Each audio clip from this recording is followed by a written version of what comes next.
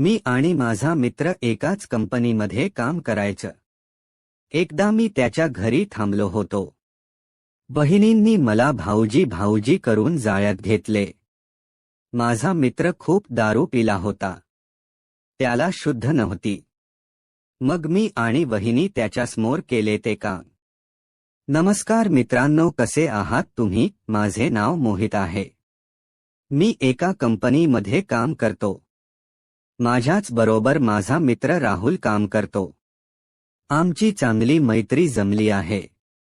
मी राहुलचा senior आहे. राहुल दिसायला सडपातळ शरीराचा, माझ्याच एवढी उंची आणि शांत स्वभावाचा मुलगा आहे. राहुल खूप साधा घोडा मुलगा आहे. त्याचे 1 वर्ष आधीच लग्न झाले होते. त्यामुळे मी त्याला भरपूर सतवायचो. त्याची खूप मजा घ्यायचो. सारखं त्याला टोमणे मारायचो, काय मग वहिनीची काळजी घेतोस की नाही? माझ्या वहिनीला शांत करतोस की नाही? तू टिकतो की लवकरच विकेट पडते तुझी? पुतण्या पाहिजे बर मला लवकर. आमची मस्ती चालूच असायची. एक दिवस असाच कामाच्या निमित्ताने मला त्याच्या घरी जाण्यास मिळाले. मी सकाळी 11ला त्याच्या घरी पोहोचलो होतो. मी त्याच्या बायकोला आजपर्यंत कधी बघितले नव्हते. त्याच्या घरात खुर्चीवर बसलो असताना आतून राहुलची बायको माझ्यासाठी पाणी आणि चहा घेऊन आली. जशी ती समोर आली, माझ्या डोळ्यासमोर जणू अप्सरा आल्यासारखी ती उभी राहिली. राहुलच्या बायकोनी सुंदर अशी हिरवी मराठी साडी घातली होती. गोरी गोरी पान आणि चेहऱ्यावर सुंदर हास्य. एवढी सुंदर मुलगी मी आजपर्यंत कधी बघितली नव्हती. मी मनात विचार केला, काय नशीब आहे राहुलच. आणि इथे मी अजूनही बिना लग्नाचा बसलो आहे. आणि तिची स्माईल तर एवढी घायल होती, काय सांगू मित्रांनो तुम्हाला. मी चांगले डोळे शेकून घेतले. मग ती वळली आणि किचनमध्ये गेली. मी तिला मागून बघतच राहिलो. सकाळी सकाळी हे दृश्य बघून माझ्या मेंदूने कामच करणे बंद केले. काही वेळ बसून मी आणि राहुल निघालो. तेव्हा त्याची बायको हॉलमध्ये परत आली.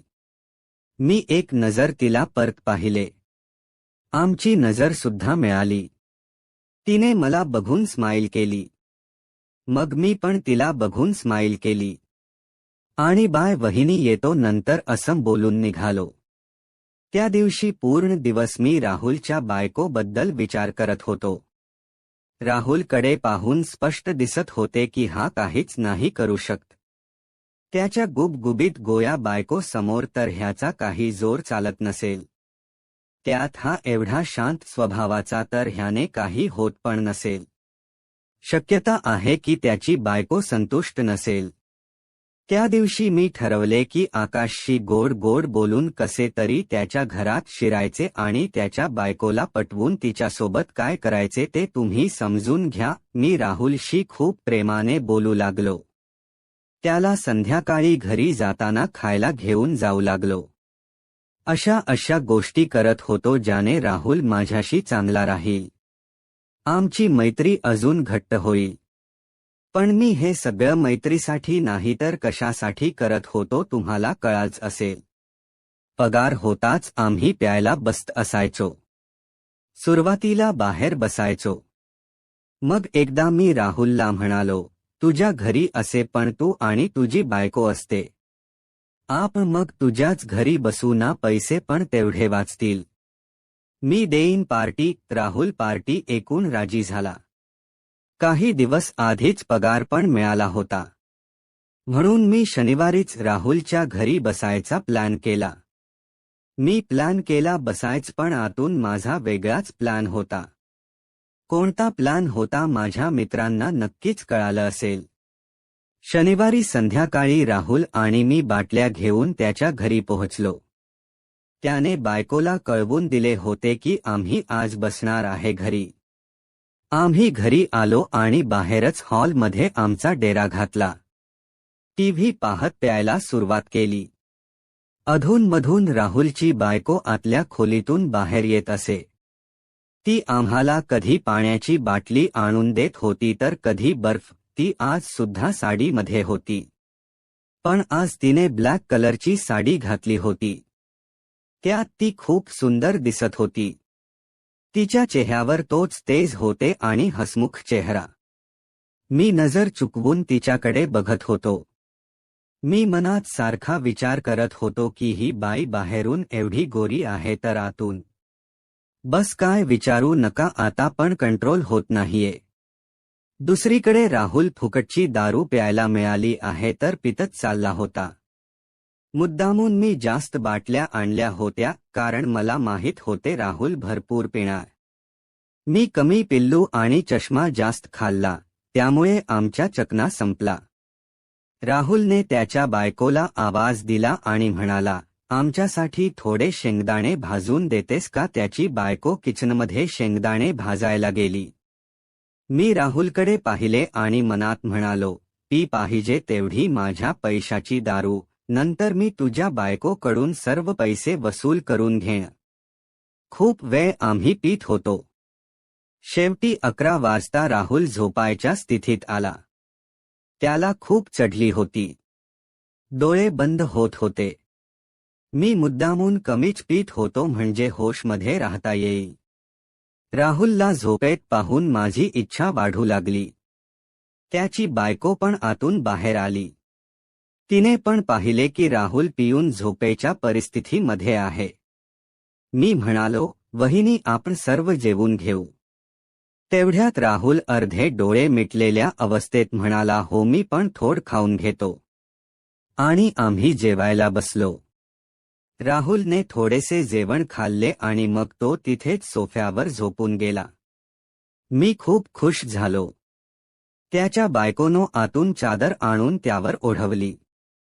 जशी ती चादर टाकून मागे हटली. मी मागेच उभा होतो. त्यावेळी एक क्षण जणू खोलीत कोणी नसल्याचा अनुभव झाला. माझी धडधड वाढली होती. आम्ही एकमेकांकडे पाहिले. तिला पण काही बोलता येत नव्हते. आणि मी पण स्तब्ध इथे तिथे पाहत उभा होतो. राहुलची बायको आसपासच्या वस्तू जागेवर ठेवू लागली. मी ह्या विचारात होतो की कुठून सुरुवात करू आणि पुढे काय करायचे कळत नव्हते.